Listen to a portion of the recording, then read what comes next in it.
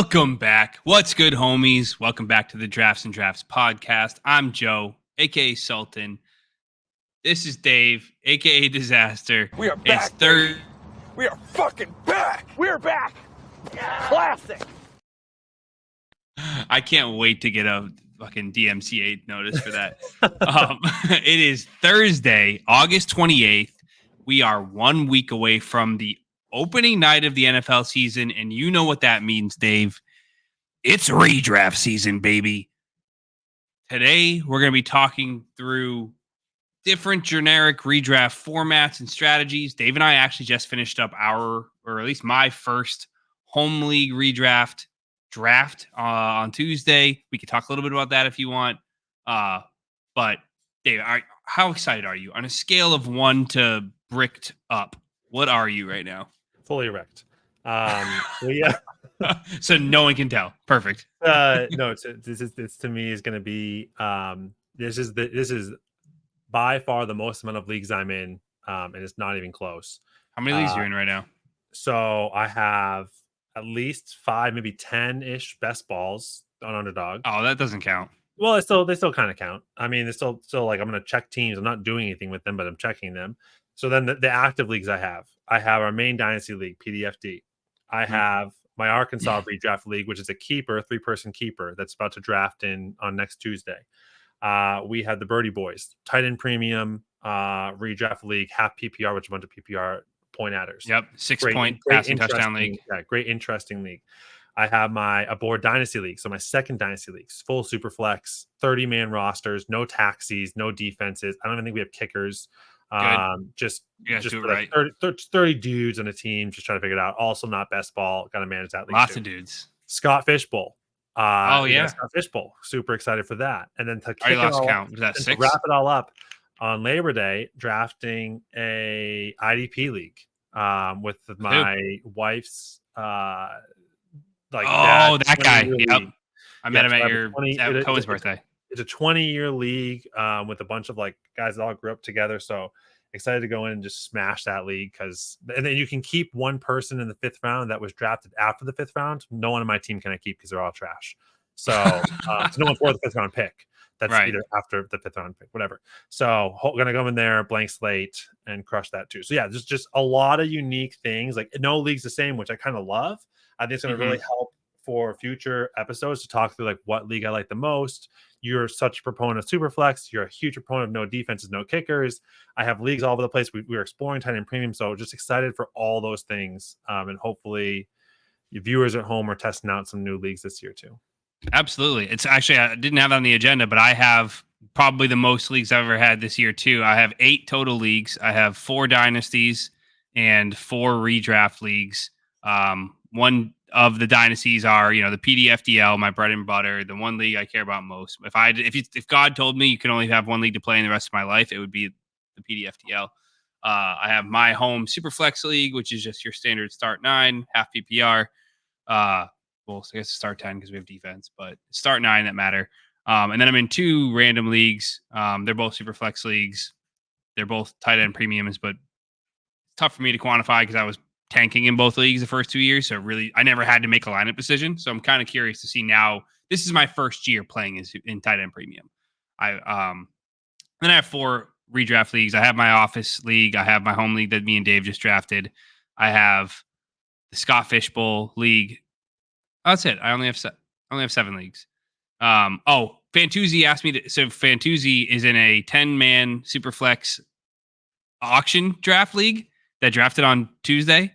And he unexpectedly made the championship of his hockey league. So he asked me to proxy draft for him. So it was my first, you're going to be pissed. It was my first ever auction draft.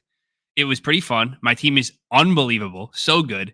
I don't know if it's going to do any good, but I have sold on auction. You're sold that this whole redraft conversation sucks. Everyone just move to auction. Yeah. I'm definitely looking forward to try. I've done auction before in fantasy baseball and I always liked it because you could craft the team you want. I'll be curious next year if our home redraft league is fun this year. If guys will be into we roll over next year and do an auction startup. I don't know. People were pretty pissed about the slow draft this year. So we'll see if people want to do a long auction. But all right. So before we get into the OTQ, Dave, let's move on to a draft review. Finally, I'm thirsty. Crack it open for us. Don't crack it yet. What do you got? Explain it. We got a New Glarus Spotted Cow IPA. Is this the same one you had last week? I might be. I know I had a different one. I think I didn't have Spotted Cow. I think I had their Pilsner or something, another IPA. But yeah, this is the New Glarus. Want the Spotted Cow only in Wisconsin. Maybe I didn't have. Maybe I did have. You did have it because you mentioned it. Pretty sure you had that one last week. I know. We'll have to check the tape. Where's the intern? Hey, where's our intern? Yo, call up the intern, get him on it. All right. Well, it's funny. I ran out of beer, so I have a Bloody Mary. But I know it's all I have to make right now. It was fast, but it's in this cool glass to mouth Pokemon glass. So all 151, you can't really tell on the camera. All 151 Pokemon are stickers on the side of this glass. Dave got me onto this brand. It's a very cool brand. It's called Glass to Mouth. Anyways, Dave, crack it, cheers it, drink it.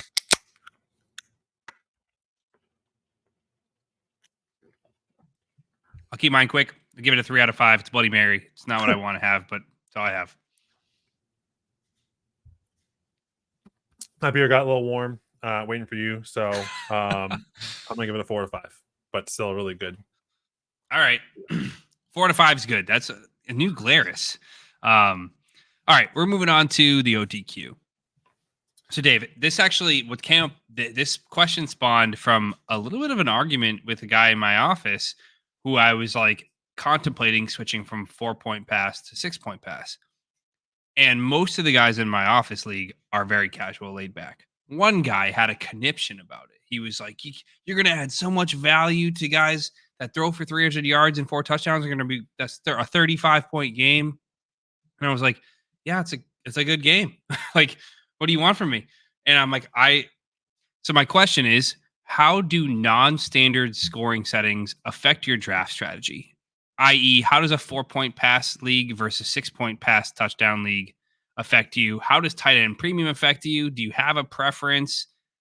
We haven't necessarily played in it yet. So how after drafting in a couple of drafts like that, or even just right now thinking about it, do you like the change in the strategy, or do you prefer your standard 4-point pass touchdown league in a standard tight ends receptions count the same as wide receivers?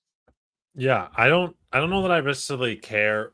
It doesn't bother me which way it goes, 4 or 6. I just need to know. I'd say specifically on QB, I'm assuming is not super flex. So 1 QB, 6-point just makes me care about QB a lot less.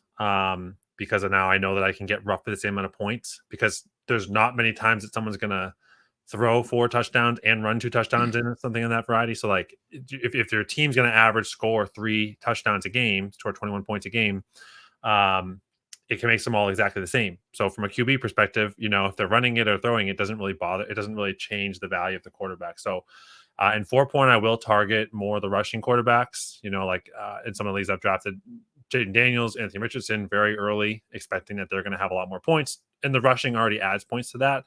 But now when their touchdowns are going to actually be worth more than the throwing ones, really find a lot of value in drafting them earlier. And then for tight end, tight end premium, it starts to put, we just saw in our last draft we did with the Birdie Boys, tight end premium can put tight end points on par with some of the top wide receivers, so that you really, to me, I just don't even view them as a tight end at that point. I just start doing them, okay, what's going to be the best point scorer for that position?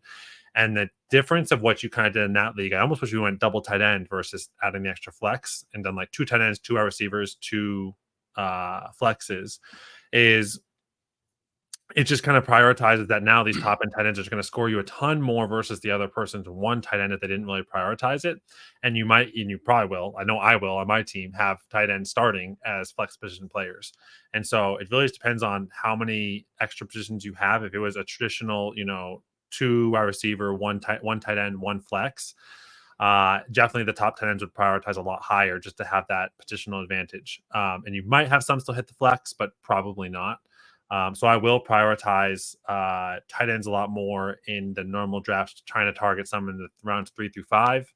But for QB, I would prioritize the running QBs more, but I wouldn't chase them. Like I wouldn't chase them into the first 4 rounds. I'd probably even let Josh Allen go. I'd probably let Jalen Hurts go. Maybe start looking at Lamar, Kyler, Jaden Daniels, Caleb Williams, kind of that realm of people. But that's how I do it. How about you? Yeah, no, I think it's nice to see that we are definitely aligned on the fact that in a 6-point passing league, it gives me comfort knowing that a guy like Justin Herbert shouldn't score that far behind a guy like Jaden Daniels, because no matter the rushing floor that Jaden Daniels provides, if we think he's going to have a steep learning curve in the passing game, this 6-point pass TD equalizes them. Same with like your top, like, when I look at like who do you think are the actual best quarterbacks in football, the guys who are truly leading their team to success, which is your Patrick Mahomes. Obviously, lately it's been Brock Purdy, it's been Lamar Jackson, it's been Joe Burrow, it's been honestly a bit more of your traditional pocket passers than your rushing quarterbacks. You don't really see your Anthony Richardsons. Well, I guess he's only been in the league for 1 year, but Kyler Murray. You don't see those guys leading their team to playoff success. But yet in fantasy, they're always so hyper elevated because of their rushing upside that I started thinking like, why does a game where the most valuable position in all of sports gets deflated to a like Justin Fields was a top 6 QB option the last 2 years, and he's been a dog shit real life quarterback. I kind of hate that. I started thinking like I want your guys like Joe Burrow and Brock Purdy to have value. And we got an argument about this during our QB rankings because we were doing it based on 4-point pass, 6-point pass, 4-point rush, 4-point pass, 6-point rush, touchdown scoring. Where I was like, dude, I'm sorry, Brock Purdy is just mid in that scoring format setting. He's a 17-point per game guy. He's the same as Trevor Lawrence. He's the same as Justin Herbert. He's the same as all these other Kirk Cousins. It's just like, but if you make it a 6-point touchdown passing league, it adds value to those guys. But like you said, now you have 16, 18, 20 options that you're comfortable starting. It makes me way more likely to punt quarterback. Tight end premium does make me want to go pursue that top 6, top 5, because I think, right now, there, as far as we know, again, it could change this year. There are no guys who are putting up your Gronk level separation from the rest of the tight end field. There is no Travis Kelce of 2020. There is no Mark Andrews of 2021. Of course, we think Laporta, Kelce, Andrews, McBride, Kincaid should score more than the rest of the tight ends, but they're not head and shoulders above the rest of the tight ends right now. So in a standard where tight ends all score the same as receivers, I'm punting tight end too. I'm saying, fuck it. Laporta's going to give me 14 points a game. Jake Ferguson's probably going to give me 10 and a half. That's not a big enough gap for me to really go reach on Laporta. I'll wait for Pat Freiermuth, who's probably going to score me 8.5 points, and Kincaid might score me 12. Like, it's just, but in a tight end premium, I want the guy like Kincaid, who's probably going to be scoring me 14, 15, 16 points a game. Laporta, who should be scoring me 17, 18 points a game. Like, that's where I'm going to target that top 5. It might be a top 7 for you if you like Kittle, you like Pitts, but I like the idea of a 6-point pass touchdown league, whether it's super flex or not. I don't care. I think 6-point pass seems to me like it resonates better, and I'd like the idea of a tight end premium, even though I haven't played in it yet. I like the theoretical strategy of it.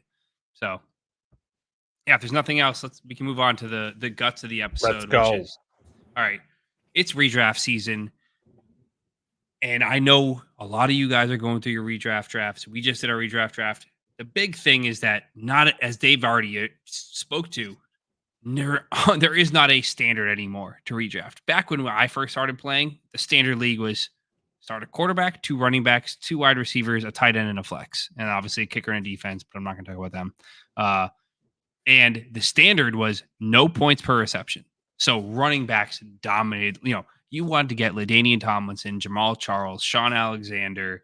I don't even remember who else was huge at the time, but you went after Marshall Faulk. Oh my God, what a fucking pull.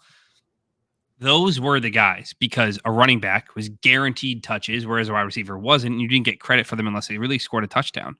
So that was and the game has evolved. Now you're seeing half PPR, full PPR, like we just talked about. What tight end premium? How many are you starting? 1 flex, 2 flex, 3 flex, 10 team, 12 team?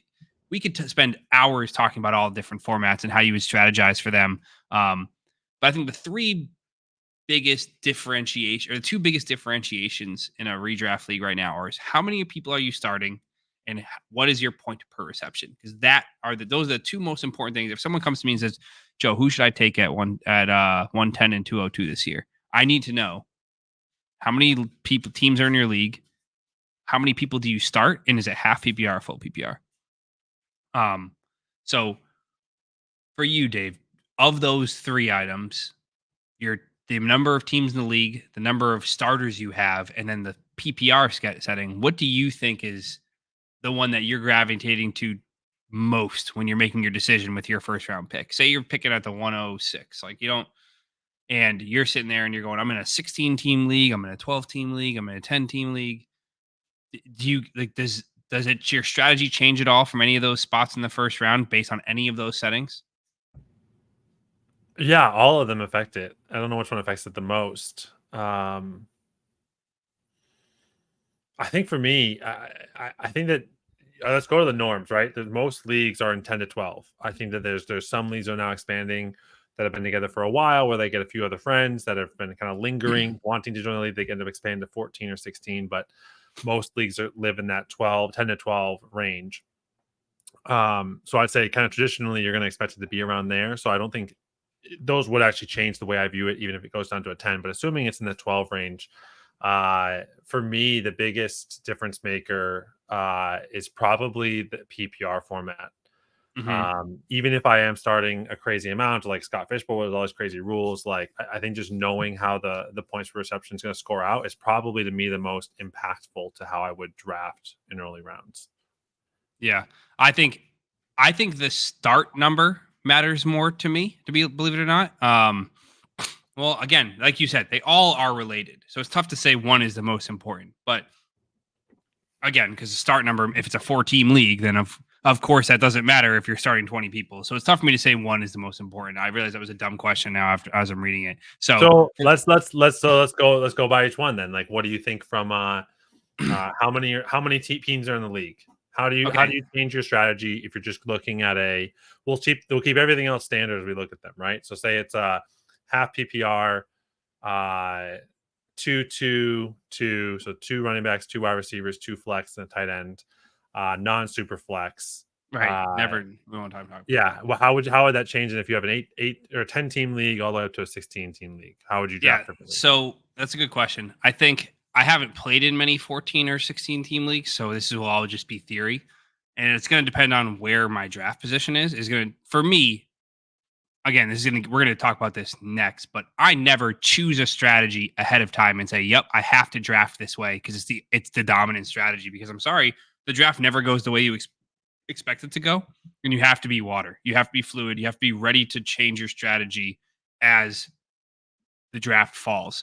So in a 10-team league, I'm focused on everyone's going to have a pretty good team. Like as far as point scoring is going, it's going to be pretty flat. You're going to have your few guys like your CMCs and your CD Lambs and your Tyreek Hills and Josh Allen that are going to be scoring like a marginal return above and beyond the rest of the players at their respective skill groups. But I am, now I think about it. Okay, I'm going to change my stance mid thought. I was going to say I'm targeting top tight ends and top quarterbacks to give myself an edge. But I actually think kind of what we just talked about. I think if it's a 10 team, 7 of the 10 teams are going to have good tight ends. I don't think Laporta, McBride, Kelsey are going to give me a huge advantage over Kincaid, Pitts, Kittle. I'm definitely punting tight end in this format, but I am targeting Josh Allen, Jalen Hurts, Patrick Mahomes, and Lamar Jackson because I think those 4 are giving me that 22 to 24 points per game ceiling versus the next tier of guys like your Joe Burrows and your CJ Strouds that are going to be the 18 to 20 range. That's a 4-point advantage, which makes a huge difference when every team is good. Like if I can't get the advantage like the CMC or the Hill, I am trying to get that early quarterback. I'm probably as early as the second round going to take Josh Allen or Lamar. Whereas in a 12 team, like we just talked about, I'm willing to punt. So what about you? Yeah, totally agree. I think I actually am the same way on the tight end too, because I think the thing that you express is scoring is going to be kind of flat. Everyone's going to have a pretty good team in a 10-team league. So yeah, I think even having that small position advantage can be a big help.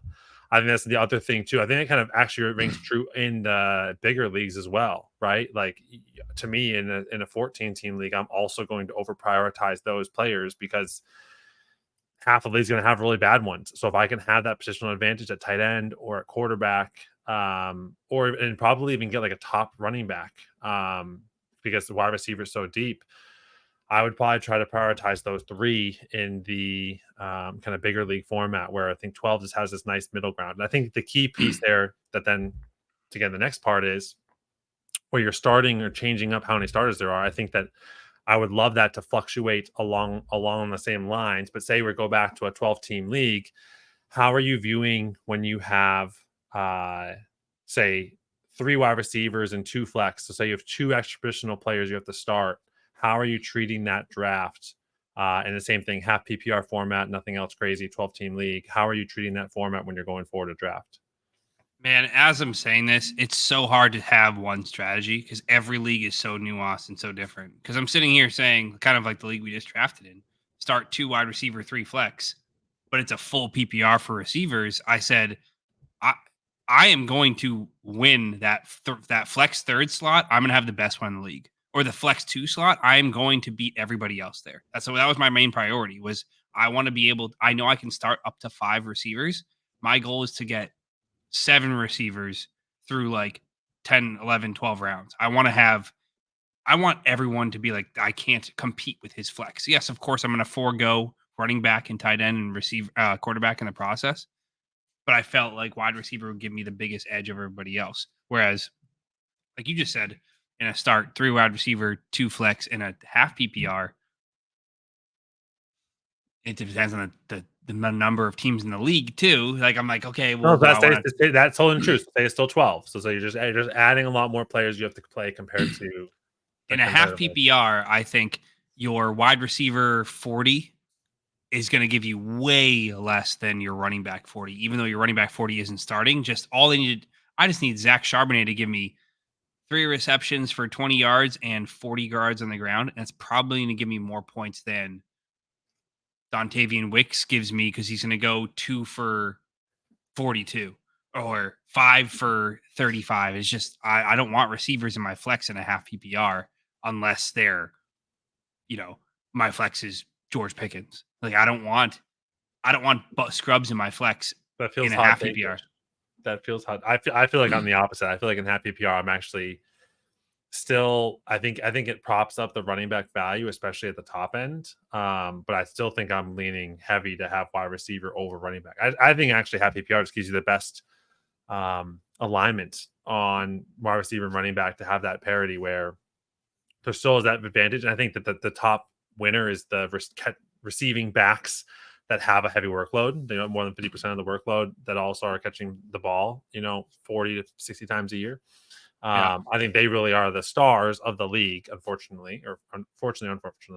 But I think when you look at then past them, right, you just look at wide receiver compared to the rest of running backs and positional rankings, they probably are pretty flat in their total points generated, which to me isn't a bad thing. But I think for me, when I have to start that many extra people, my strategy is kind of the same thing as you. I actually want to try to draft a full lineup first.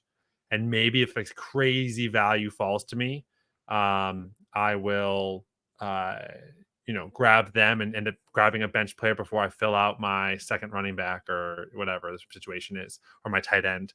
But yeah, I always try to, when I have that there is parity in the league, I try to go for maximum value of the player that I can at that position in time, while still projecting forward what can I get. And I messed up in the Birdie Boys League where we were trading picks around, and I think I made a mistake that I didn't love because I projected I could grab certain players into future rounds that just weren't there. And so I wouldn't have made certain trades had that been the case, which was the biggest factor for me of like, I kind of underestimated the league to look down and scroll down to find the players they wanted. And I was like, oh, they are 50 rows down. Yeah, it's only the 7th wide receiver, but I don't think they'll touch them. And hopefully they're dumb enough to take this old guy or this other person who I don't believe in as much, whatever the situation is. And people were better than I thought, which maybe I underestimated, and that's my problem. But for me, that's why I like in those leagues, not quite the one we just did, but in the half PPR, just you have a lot more players to start. I'm trying to fill that roster with the best available players, not maximizing like getting 2 more wide receiver bench players before filling RB2 kind of situation. It's funny because I did the opposite of that, which you probably, well, I don't know if you know, but I filled out, I had 2 bench receivers before I filled in my QB or my RB2 slot, or I might have had RB2 filled, but I didn't. But that league is so different than like a traditional Right. PPR. But I don't know if it's going to work or not. Again, I think I made the right decisions based on I think who you did fell to too. me. But No, I think you did too, because you're projecting that you're going to score a ton more. Like the variance to that to your same point, like the variance between wide receiver 32 and 42 is a lot different than the variance of running back 32 to 42. And running back 32 is going to score 3 less points per game to wide receiver 32. So like, yeah, all that lined up, it makes sense to really be stacking wide receivers, and hopefully, if it doesn't work out on your per week performance in the first 2 weeks, just trade one of the good wide receivers away and go get a better running back. right. Perfect. Yeah, maybe at the end we'll talk about our actual draft. And that can be supplemental. But let's get into the strategies. So, Dave, I don't know actually how long you've been playing fantasy football, but do you have a tried and true strategy that you've typically employed? Let's, for the sake of the rest of this podcast, let's assume we're playing in a 12-team full PPR, start 8 or start 10, but 2 wide receivers, 2 running backs, 2 flex, tight end, quarterback. Let's just assume those are the settings. 12-team PPR, start 8 skill position players, single quarterback, obviously. Do you have a strategy that you've always, or does it change with the way the league dynamic has changed? Kind of like I alluded to with the way even like running back usage has been versus just kind of skill positions changing, evolving over the years, or do you find that you like stick to one strategy, or do you like to kind of mix it up every year? Yeah, so I've been playing fantasy football for about 10 years, maybe a little longer. Probably a little longer. And for me, I've found the most success in kind of when I have a good understanding of a few things. One, where I'm drafting, right, is key to like how you set up what you're going to be going after and how you're targeting your team. And then 2 is where the positional values are. And I don't think I really ever knew it was tiers, but really understanding like, okay, where am I comfortable having a really good RB1? Like, where do I think that I can still, if the current age at CMC is kind of the gold standard, right? And then you have right now it's Bijan and Brees, but okay, where's the next people after that I'm happy and like thrilled and think I'm winning RB1 with a Jahmyr Gibbs, Kyron, whatever. And so I kind of ask those things for me in all those positions, and I try to value that out to how I can build my team to be competitive. But then in the draft, I am very flexible.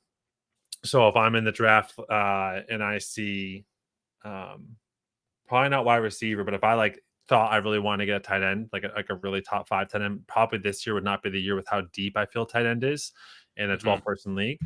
But in years past where it was Travis Kelce, Mark Andrews, and kind of no one else, as soon as I saw Travis Kelce go, I might just grab Andrews there right after, even if I was hoping to get him a round or 2 later, because someone's going to force my hand to do that.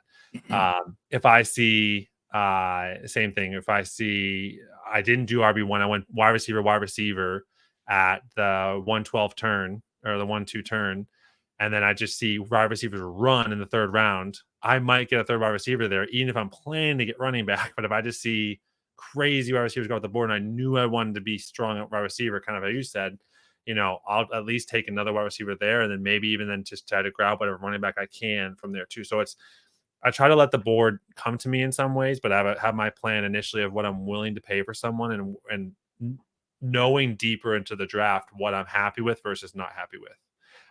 The other thing I will say that I do maybe more than traditional redraft players do, I watch my buys pretty closely. Oh, I'd never look at buys. I watch my buys and I watch my team composition of like same teams quite closely, maybe more than I probably I do should. watch that, yeah. I don't always end up maybe drafting the best player available.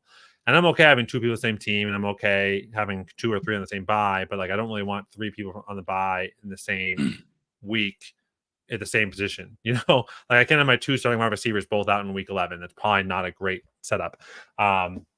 So yeah, there's just some other things there I watch, but no, I don't have a tried true, like I always want to get running back or receiver, but I'd say for the most part, I do try to draft complete team earlier in the draft, where again I might have one or two in my bench and then I finally fill out with QB whoever, but I do that. And the final piece I'll say is I actually should have win kicker and defense because no one else does. If I get so deep and I'm really excited about having a top 5 offense kicker or having a top 5 defense, I will use those picks. If say it's a 16 round draft, I'll use those picks in round 13, 14, or 12, 13 to ensure that I have good players there. Because I also want to win that position too, because it's a position that you can still win 2 to 3 points a game off of that is just as valuable as if it is a wide receiver. No, it's a good point that you can still get a positional advantage there. Although I will argue that I think kicker is truly a random number generator, so I don't think you're getting an advantage ever at that position. But yeah, so for me, I've been playing fantasy football for like 20 years, 30 years, whatever it is. And my strategies have changed a lot. Like I remember early on, you're muted, but you've been playing fantasy football since you were 3? Yep. Right. So I originally was a big RB guy. Like I was LaDainian Tomlinson, Priest Holmes, like all those guys shaped the way I played fantasy football. But then I still remember one year I drafted like AJ Green and Dez Bryant in the first round. And I was like, I love this build. I love the way my team shaped up.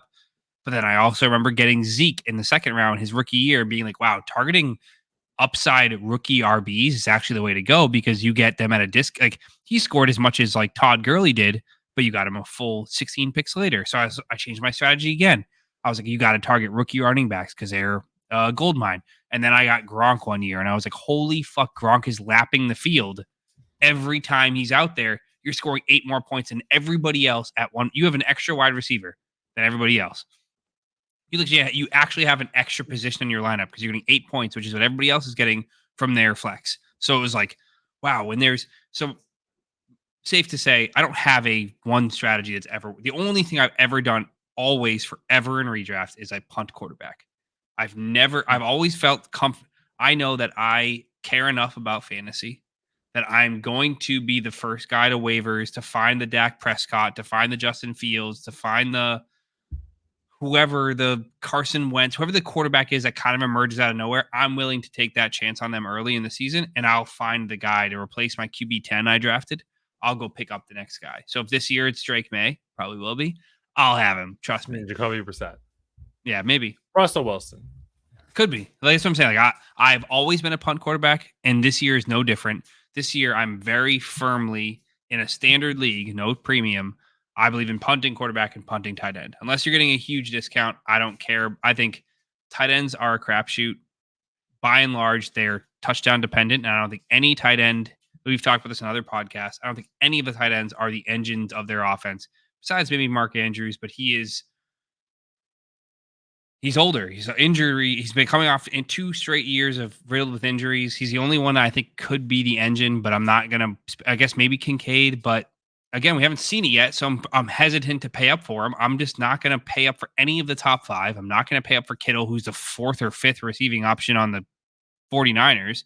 I'm not going to pay up for Kyle Pitts, who love him, but we still don't know what the fuck Kirk Cousins is doing. We don't know if Drake London's a superstar or not. Like I'm not paying up for any of the top tight ends in a standard league. None of them give you the advantage, the league-breaking advantage that Kelsey, Andrews, or Prime Gronk gave you, as far as we know right now. Of course, you can project and say, I think McBride is going to be that guy. For all the power to you, man. I'm not willing to say that yet. Same with Laporta. I love him, but as long as I'm in Ross St. Brown's there, I can't just say, yeah, he's going to be a 20-point-per-game guy. But so how do you feel when you say you have the league, you're going to a draft, like for instance, in our Birdie Boys draft, you already knew, I mean, you had traded down, but you knew you had X amount of picks.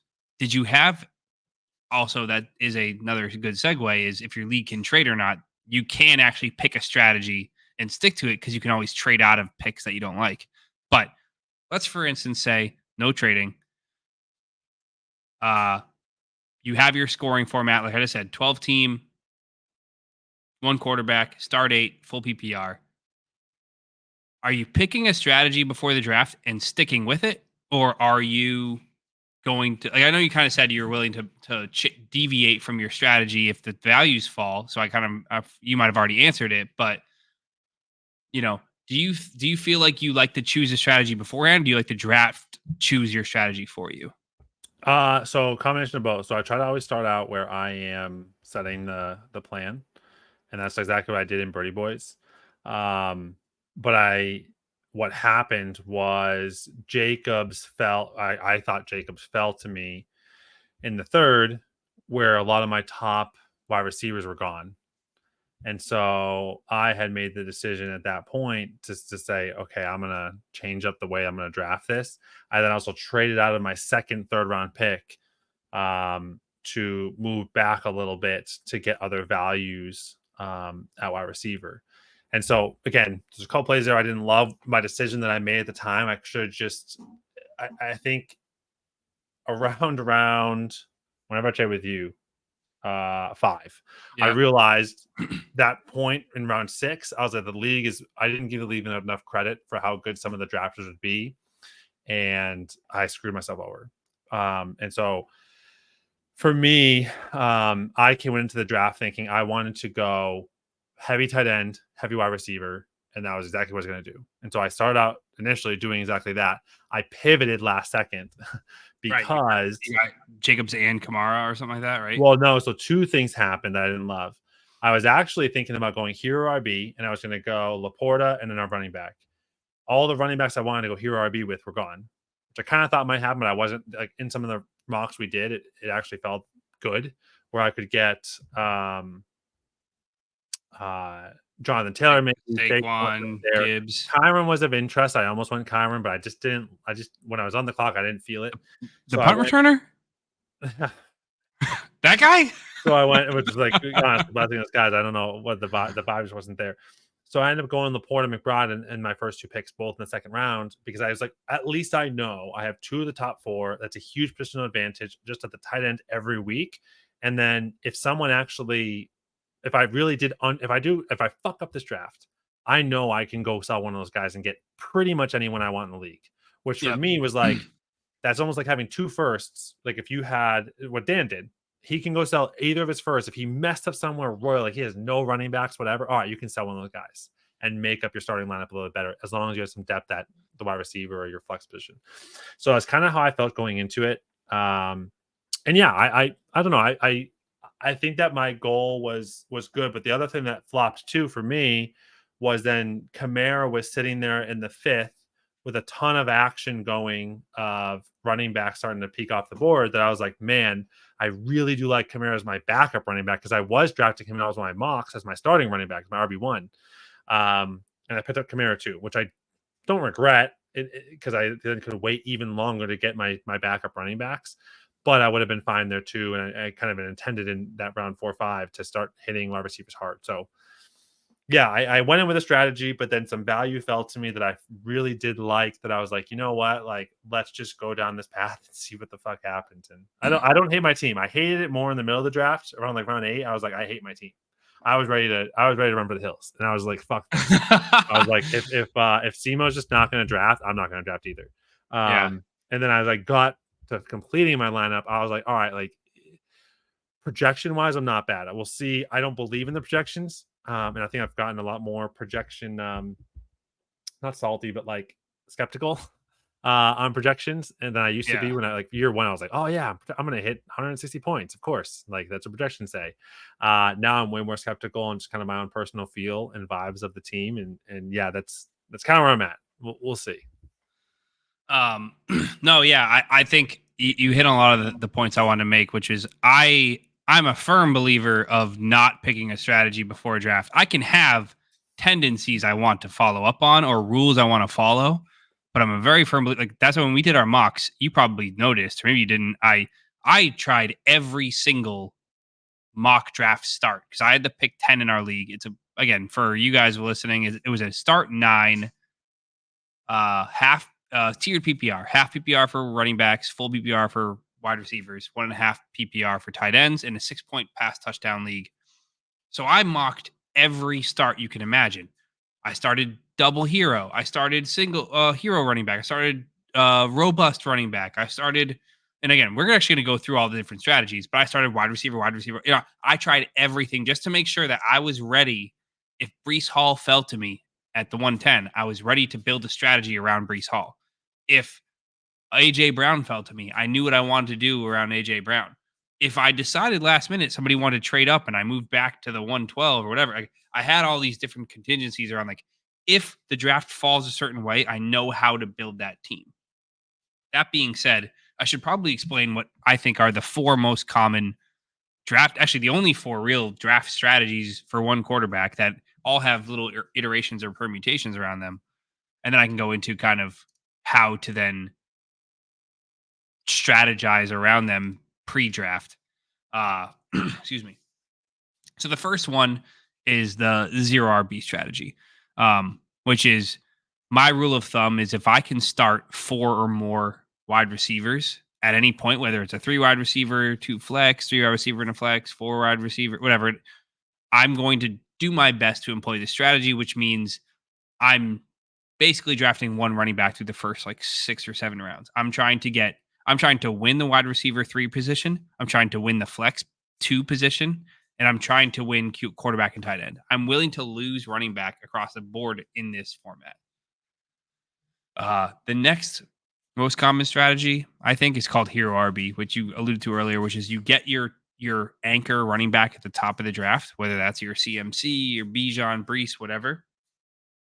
And then you don't draft another running back until after round 6. You skip past the dead zone, and you just pound all the other ancillary positions, kind of similar to 0 RB, but you can't win wide receiver 1 in a hero running back build. And I guess a modified hero RB would be like I told you about this when we were doing underdog drafts. Was so in the middle of the summer, Travis Etienne was going late 4th on underdog. And he's like an early to mid 2nd round pick on sleeper right now in redraft leagues. Like, so I have a ton of hero RB builds where I started CD Lamb, Devontae Smith, Mike Evans, and I got Travis Etienne in the 4th round. And I'm like, that's technically not a hero RB draft strategy, but it's a hero RB build because I think Etienne's a 2nd round pick or a 3rd round pick at worst. And I'm getting him at the 410. So that is my modified hero or a hero RB. The other main strategy is double hero, where you have a late first. You probably double tapping Saquon and JT, Gibbs and Kyron, whatever. So you basically are the first person to secure a running back 1 as your running back 2. The only other strategy, which I can't possibly fathom a scenario where you're doing this, maybe in a standard league where there's no PPR, is a robust RB strategy where you're starting with more than 2 running backs in your first 4 or 5 rounds. I truly can't think of a situation where I want to have that much fragility in my roster. And I think going back to the draft strategy pre-draft is I don't go into a draft with a bona fide, hey, at the 110, I have to get a wide receiver there.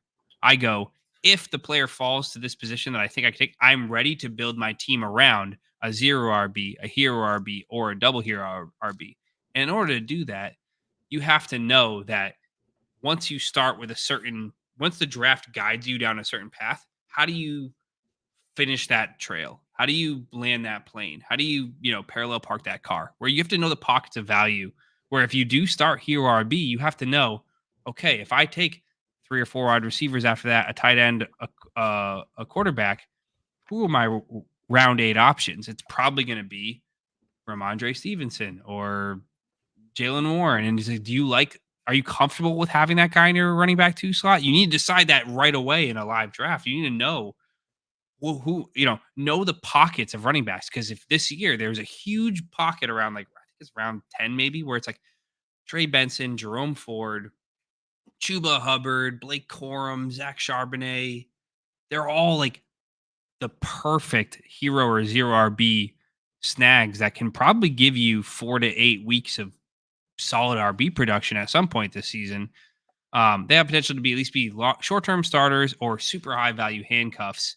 And I think that those are the guys I'd target. So, Dave, is there anything I missed on the strategies around those, or anything that you want to clarify that you think it could have been said better? No, I think you call it a good point. Like, once you kind of get mid-draft, you got to decide, like, especially when you're looking at stars, if you're going to punt on RB or if you're going to punt on flex or punt on tight end or QB, where it's kind of like an, oh shoot, I really should have grabbed someone there, or I have to kind of grab someone now. And I think it's also just like maybe another key piece there is just watching the board too. Like I was watching a ton of the board because you and I were asked to take a QB, and I was like, Yep. I'm not just going to let him take the QB that I want, because there was a couple of QBs that I really wanted. And there's a couple I really didn't want. And then there was a point in the middle of the draft where there's probably, I think, 5 teams without a QB. And I was like, all right, I know how many QBs I can let go before I have to draft. And then someone took a second QB. I was like, oh my God, like, are people going to start doing this? Because I was not. That freaked me out too. Yeah. If other people started going second QB in like round whatever 8, I was like, oh my God, that's actually going to ruin my entire strategy. Which teams almost should have done it, because it would have ruined you and me at QB. Dude, when I took Jalen Wright and you said reach, and I was like, yeah, a little bit. And then Dylan was like, we should just all take quarterback and fuck Joe over. Did you see I traded up like instantly? Because I was like, God forbid they actually do this. Like, and I was very confident you weren't going to take Trevor Lawrence because of the way you've talked about him. So I knew he would fall to me. I know for a fact he would have fallen to me, but I wasn't willing to settle for Matt Stafford as my QB1. I'm sorry I couldn't have left the draft with that. Even though it's 6-point pass TD league, I still couldn't do it. Sure, I thought the same thing. I was the same boat. Instead of the T-Law, I thought people were going to keep just dodging Herbert, and I was like, I would take Herbert as my QB1, and so that was kind of my fallback. As like, if it kept going, I was like, and T-Law was my T-Law. Funny, T-Law was my last like staple. I was like, if it falls, I'm taking T-Law. Yeah. But yeah, it's no, I think you nailed it. I think there's a lot of I think the most common one that you're going to see though in redraft is going to be a combination of like running back, wide receiver is the first 2 rounds, and then usually a lot will grab a QB or tight end in rounds 3 or 4. So then it's running back, wide receiver, QB or tight end, sometimes both, depending on how the person's building it, and then one more running back, wide receiver is like that traditional kind of home league startup.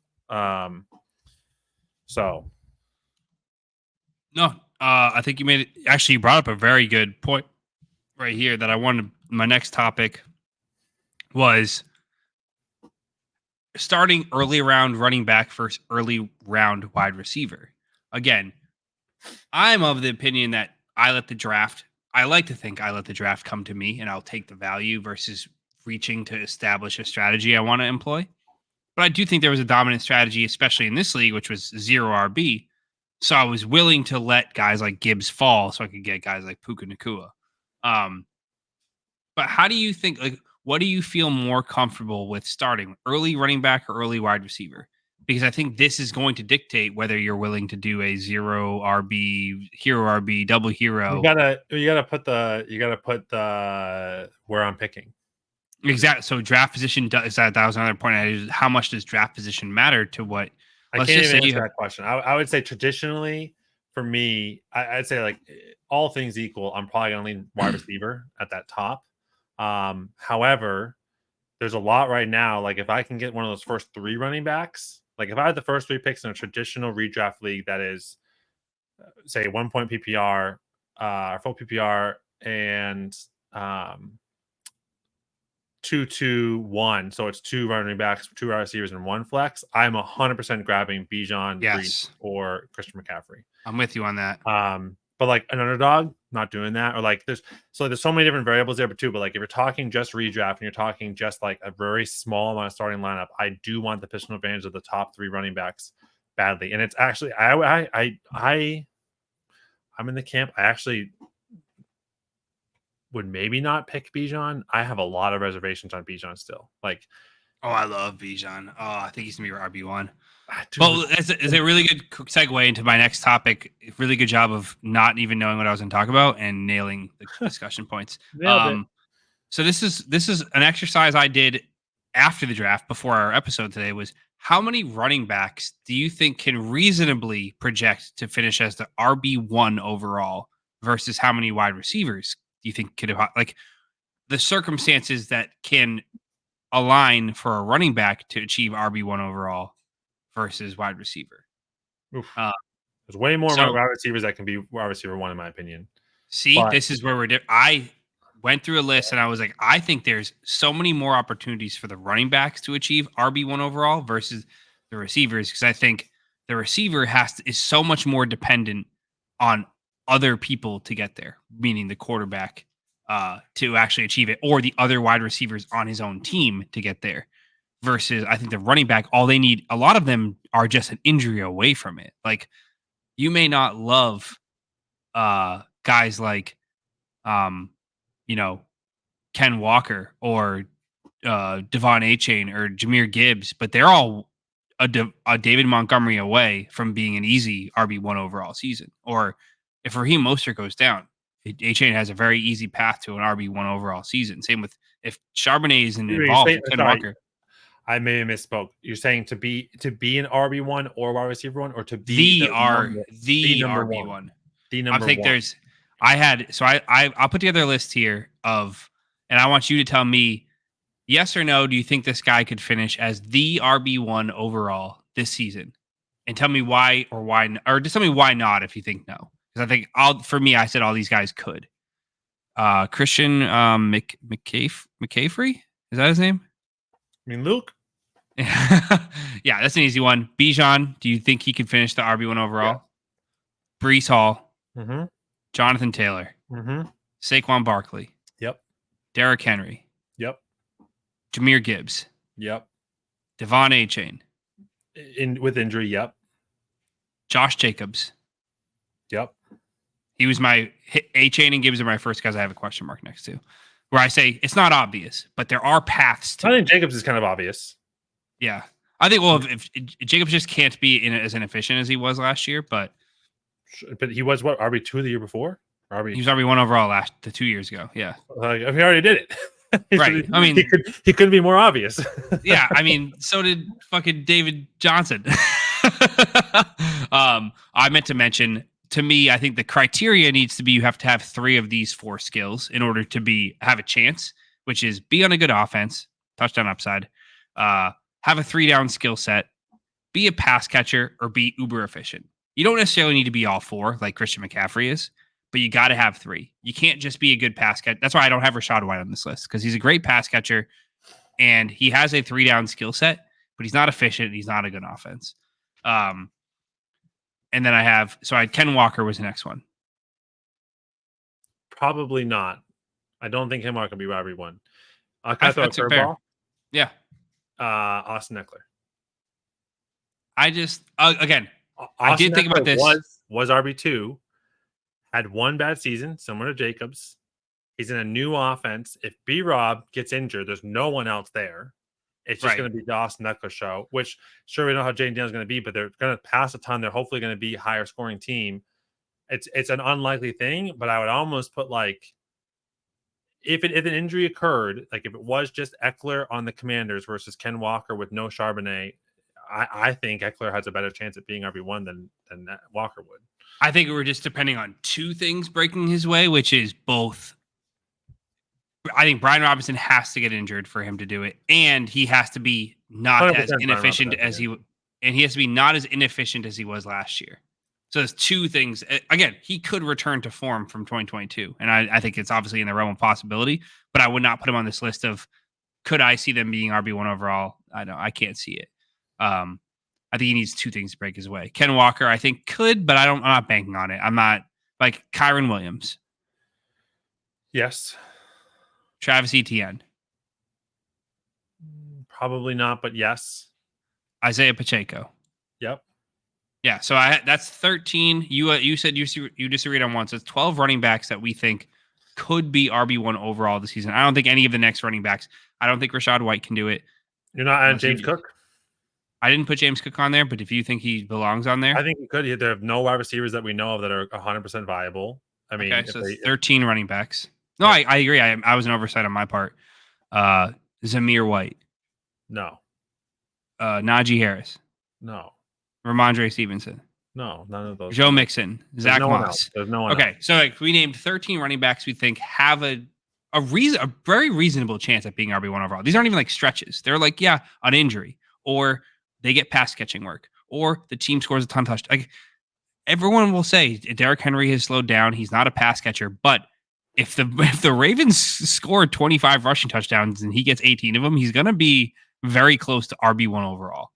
I did the same exact exercise for wide receivers. So the criteria I determined is they got to have 3 out of 4 of these criteria. They have to be in a high volume passing offense, have a good quarterback, be the number 1 on their team, and also be a good offense, not just a high volume offense like maybe the Titans will be, but also be good. So again, we had 13 running backs. I'm going to go through a list of wide receivers I think have a chance. Tyreek Hill, be number 1 wide receiver overall. Yep. CeeDee Lamb. Yep. Jamar Chase. Yep. Amon-Ra St. Brown. Yep. I'm already at question marks. Justin Jefferson. Yep. Justin Jefferson. 100%. You think he could with Sam Darnold, though? 100%. So this is where I'm saying he could have a bad quarterback on a low volume passing offense on a bad offense this year. That's 3. Yeah. Like the main things he has going for him is he'd be the number 1 by far, and he'll be the most efficient receiver ever. I feel like we need to do a stat check to find out what's the lowest amount of touchdowns caught by the wide receiver 1. That's a really good check. Because whatever that number is if it's like 6 or under, then yes, Justin Jefferson can be. Because I think Justin Jefferson, I'm gonna go deep. I'm gonna say all the way down to like Malik Neighbors could be wide receiver 1 because he's gonna get all the volume. If he gets 15 targets a game and he catches 11 passes a game, he's gonna be wide receiver 1. Doesn't even matter how many yards. That. What? I can't. They don't have a running back. Like they just might go 3 and out every drive. You know what I mean? Like they might just not have enough pass. Like I'm just gonna say, and you're gonna hate it. So Drake London's rookie year, he had a 30% target share, which is in league with like Keenan Allen, Devontae Adams, and DeAndre Hopkins. But it didn't matter because they passed the ball 430 times because their offense was so putrid that it didn't matter that he was getting 30% of the. Malik Neighbors could leave the Giants with a 32% target share, and it won't matter if they only throw the ball 475 times. He's not going to get enough catches to be the number 1 wide receiver overall. But the next guy on the list was AJ Brown. Yes. Yeah, I had him as a question mark only because he's got Devontae Smith to compete with. But yeah, I agree. I think he should be able to. Garrett Wilson. Yep. I think he could, but again, traditionally not a great offense.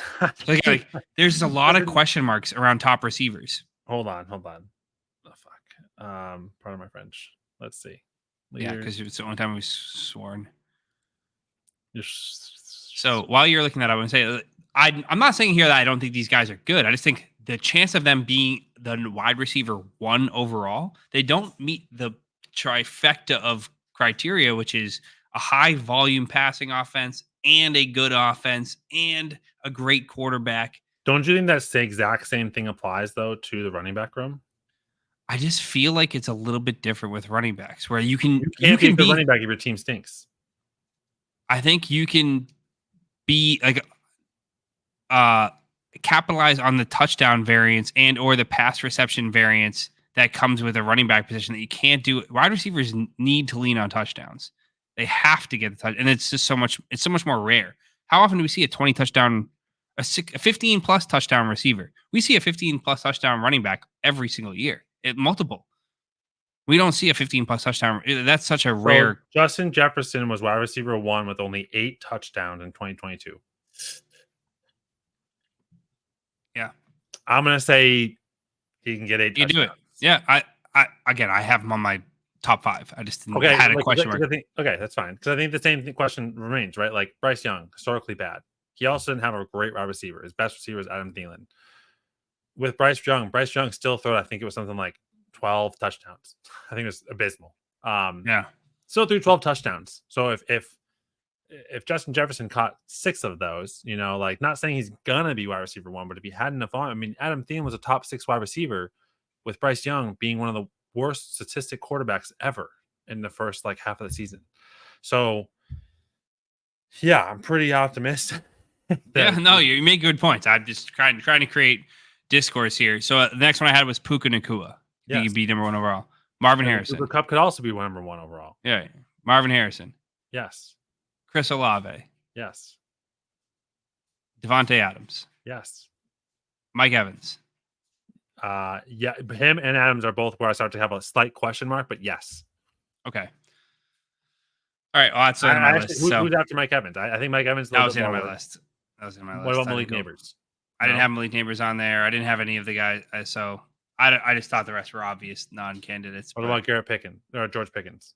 I didn't have him for wide receiver one What overall. about Drake London? I didn't have him on there for wide receiver one overall. I don't know how you cannot count them in. Like, it's not likely. I think obviously they could. I just don't have. I didn't have them as guys even worth the discussion about. Wow. I don't think it's probable.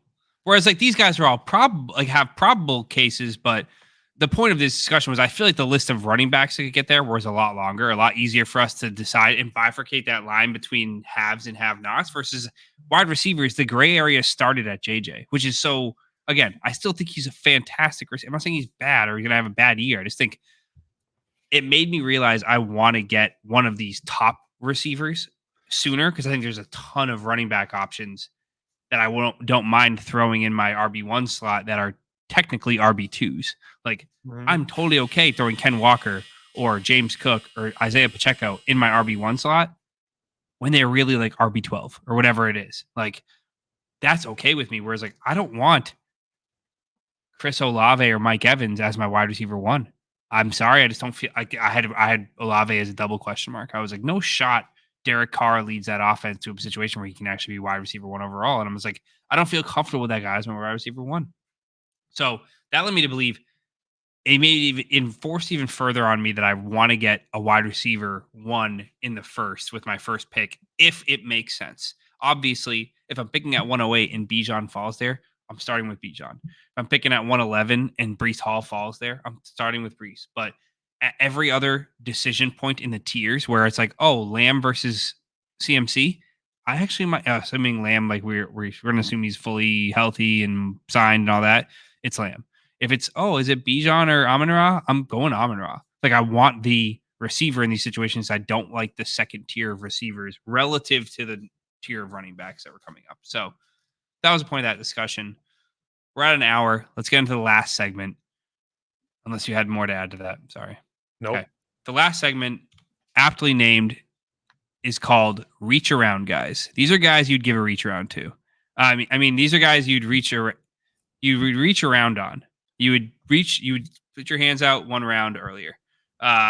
So what I want to do is think about, based on sleeper ADP right now, especially we just finished a draft, guys you think are mispriced in redraft in your standard 12-team full PPR start 8 one quarterback leagues.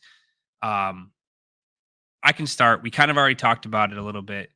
The first guy I have here is Mark Andrews. I think a fully healthy Mark Andrews. Again, we have to assume everyone's going to be healthy this year right now. Otherwise, why are we playing? He's been a top 5 tight end each of the last 5 years on a point per game basis. And he's been either number 1 or within a point of number 1 more than half of the times of the last 5 years. He's currently going in the 5th round, while Sam Laporta, Travis Kelce are going at the 2-3 turn. And he's a guy I'm willing to reach around on, and I think he belongs going a lot closer to them. I'm okay reaching in the 3rd on him. And if your league is one where it prioritizes tight ends, I think he belongs in the early 3rd. And if it's not, I think he still belongs in the mid to late 3rd if you have an opportunity. Agree, disagree, or do you have a guy you would like to give a reach around to? Is the ADP, what's the ADP order? It's Laporta, Kelce, then Andrews? I think technically right now it's Kelce, Laporta, and then McBride, Andrews. Yeah, I think that Andrews, I think the thing is, I don't know if I'd reach up for him. I'd almost just wait for Kincaid. I don't know how big the difference between Andrews and Kincaid is going to be. I think if you look at the team, it's the exact same team. And actually, it's probably even closer than ever because Isaiah Likely looked kind of good last year, and Dawson Knox is still going to be there catching balls. So I'm almost like, I'm more worried for Andrews this year than ever before, and I think his ADP is somewhat justified because Isaiah Likely looked good when he was out. Like, because I remember a lot of people were talking about, industry professionals or just on TV, whatever, through ESPN, about how Isaiah Likely, he doesn't really have breakout games. He doesn't really do that well when Andrews is in there, blah, blah, blah. And guess what? He balled out. And I wonder if it's going to be kind of same dynamic we're expecting a little bit in Buffalo, where it's going to be these 2 tight end sets that both are great blocking tight ends, but both are also great catching tight ends. And is it kind of this weird like split between Likely and Andrews and Knox and Kincaid? So for me, I'd rather wait for Kincaid, or I wouldn't reach for Andrews, knowing Kincaid can come back to me in the next round, and hopefully I can grab him there. Cool. I don't disagree. I like Kincaid. I like McBride. I just felt like Andrews is the only one who's proven it. As much as I love Kincaid's profile and I love what McBride did over half a season, they still didn't do what Andrews has done. And they don't and Andrews is the only one who profiles of, well, I guess Kincaid does too, but Andrews has been the engine that makes the Ravens go. But all right, if you who do you got, Dave? What do you got for me? Who are you reaching around on? I think the one that you did was Rashee Rice. If it's your going sleep, that was my next guy. That was my next guy, you motherfucker. So I would say if there was a late guy that I would be willing to buy earlier, it's almost certainly Rashee Rice and sleeper ADP. So I would say I'd be targeting him. I don't know if I'd be targeting him the second, as I think you said that his value in some other leagues are going on. No, mid-4th. So Rashee Rice on sleeper ADP right now is a mid-7th according to ADP, but on Underdog and NFC, National or NFFC, his ADP is like 38 or 42. He's going middle of the 4th on every other league that's like, oh shit, he's not suspended. Take him. And I draft him in right now. He went 32nd. Yeah. So Rashee Rice, if your leagues haven't corrected for his ADP yet for his suspension news, even if he does get suspended at this point, it's like it seems like it would be an afterthought. Like can't imagine him getting debilitatingly suspended. He's looked great in preseason. Again, I've said it before. I don't love his skill set right now as it stood last season, but it's hard to argue with the fact that he's the most veteran receiver left on the Kansas City Chiefs offense. They just cut Kadarius Toney. And he looked great in the preseason. I think he got something like a 40% target per route run in preseason.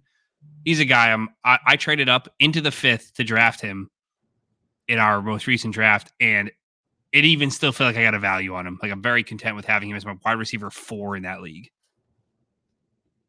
All right, the next guy I had was Rashee Rice. So let's move down to the next guy. I think is a guy I think guys should all be giving reach rounds to is Diontae Johnson. He's currently going. We've talked about him way too much, but he's going in the 8th round on sleeper right now. I think he belongs in the exact same range as Terry McLaurin, Calvin Ridley, George Pickens. I think he's the wide receiver 1 of his team on an upcoming offense that should be trailing a lot of games. They're going to have a lot of pass fight, and he doesn't have any competition at all right now. He is the only proven receiver on that team that's healthy. I mean, Adam Thielen, RIP already. I think I can smell his carcass rotting from here. I think he's just going 2 rounds too late. I think I'm willing to trade up or take him in the 5th at the earliest. Prefer to take him in the 6th or the 7th, but the 8th is just crazy ADP value. Okay. I'm gonna go Kamara. Kamara on sleeper ADP is 48. I don't see the big difference between Kamara and Rachaad White or James Cook, especially with how he played last season. What are White and Cook going at? Huh? What are White and Cook going at? Like mid-3rd, or actually end of the 3rd, sort of beginning of the 4th. So kind of you're talking a full round off. But I could also see, for him to be rivaling the Pacheco and Jacobs just based on how well he performed last season. Like, I think he was like RB5 when he played. Yeah, he played in like 4 less games than everyone else. Yeah, so on a per game basis, it was RB5. Like, that's kind of nuts. I don't know. That offense has a ton of pass catchers. Yeah, who you got? No, I think you're right. I think Kamara has a wide open opportunity. Derek Carr sucks, so why wouldn't he just dump it off to? I don't even know how he's not even 30 yet. I don't even know how old he's, like 28. Kamara? Yeah, he's 28 or 29. That's just like that's still prime time. I don't know. Dalvin Cook got retired 2 years ago when he was 27, and so with him with Leonard Fournette, and same with David Johnson, and same with Marking. 27, 28 is like the cliff for a lot of running backs. So I would be a little worried about that, but I agree. I think you're right. I think Kamara, I'd reach a half round on him, not giving him a full reach round. Sure. The next guy I'm going to talk about here, I have Jerome Ford. He's currently as of today, is an 11th round in ADP. I don't think that's corrected for the news that Chubb got put on PUP to start the season. But I don't see why he's not going next to Javonte Williams and Zach Moss and all those other guys who are running back ones on murky situations. Like, I think there's a very good chance that Chubb might not even come back healthy, at least not in 4 weeks. And then is he really just going to take over a bell cow role, or will Ford retain some sort of 1B role, or will he stay the 1A and Chubb be the 1B?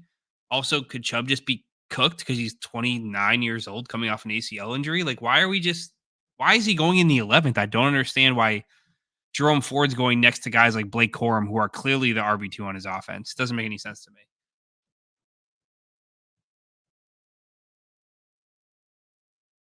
You're muted. Let me see if I'd say Tank Dell as well. Tank Dell and George Pickens are 54 and 57. And T. Higgins, too. T. Higgins is 60. I think all three of those guys are kind of the same guy, even though they project quite differently. But I think that all of them have potential to be, a fourth-round pick. And so for me, I'm okay to reach for any of them to grab earlier into the fourth. Especially so you would take them ahead of guys like T. Higgins and Devontae Smith and Malik Neighbors? T. Higgins, the last one on the list. T. Higgins is where is he? T. Higgins is ADP 60.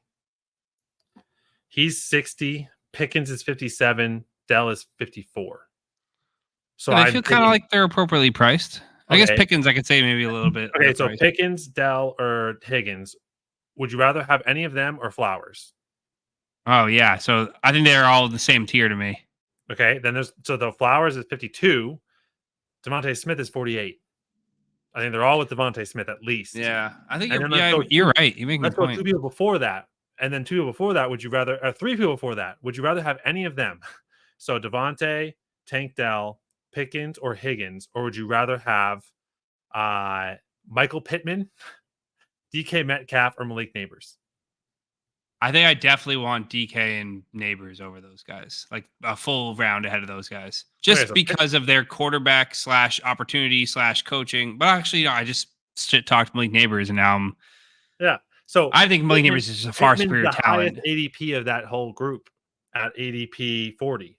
Yeah, I'm nervous about Pittman because I don't know what the whole Richardson JT dynamic's going to be with him.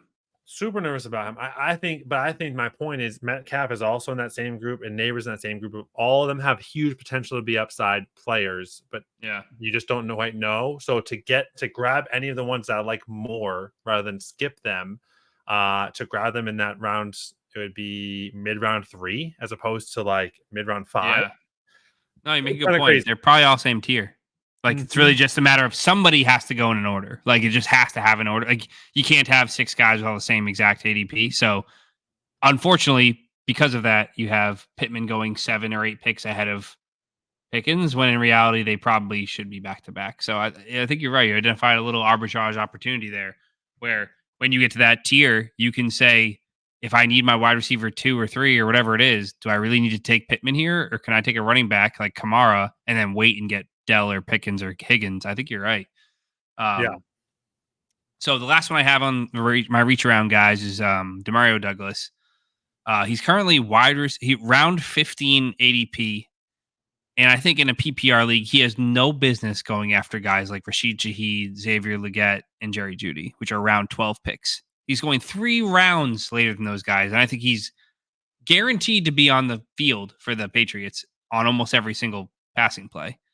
And all those other guys are guaranteed to not be number 1 receivers in their team. Probably not wide receiver 2s on their respective teams. Maybe Shaheed, but again, we've never seen it.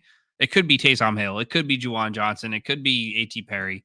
Jerry Jeudy's got to compete with Njoku, Amari Cooper, Elijah Moore, Cedric Tillman. Like, there's a lot of murkiness to it. Whereas Demario Douglas is the wide receiver 1 or 1B of the Patriots right now. That offense might suck, but he's going to be a PPR merchant. And we're talking about PPR here. You all know how I feel about him on an efficiency basis. He's an efficiency beast.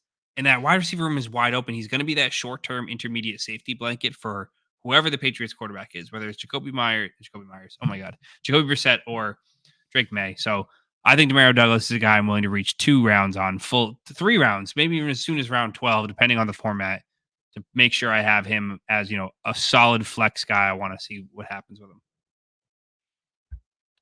The other guy, the last guy that I wanted to talk about was in the running back room is Austin Ekeler goes 93 and Brian Robinson goes 108. I've actually have a bet that Austin Ekeler is going to outscore Brian Robinson. However, I do think they should be way more back to back. I took Brian Robinson ahead of Ekeler. That's wild. Yeah. The other one that I think is quite interesting too is looking at so that was a Brian Robinson argument. You're like, I think they should be going back to back. Yeah. Also, is Javonte Williams and Jaleel McLaughlin being like, I think they're like a 35 pick variant where Javonte has looked good. And I'm not saying he's going to be bad by any means. However, I don't think that they should be picked 4 rounds apart. And I think that Jaleel McLaughlin has a great chance to be just like, I think that to me, I see that Denver backfield being a lot more like Najee and Jalen than it's going to be James Cook and Ray Davis. I don't know what the best comparison is. Can you just trade me Jaleel McLaughlin, please? Just make me a better trade offer. I'm just giving you the rest of the Commanders wide receiver room. I don't know what else you want from me. Diami Brown is the number 2 there. Okay, get over it. All right.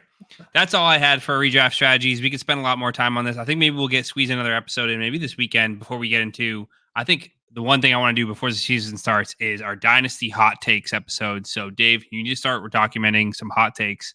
We're going to go through, again, hopefully we don't talk about all the same shit we've already been talking about. So let's try to get a little creative. No more talk about Pickens, Dell, Demario Douglas, Diontae Johnson. We got to step outside our comfort zone. But yeah, that's what I want to do before the season starts. But we have plenty of content left to talk about redraft wise. So it's just fun to talk about. Hopefully it was helpful. Maybe it wasn't, but that's all I got. See ya.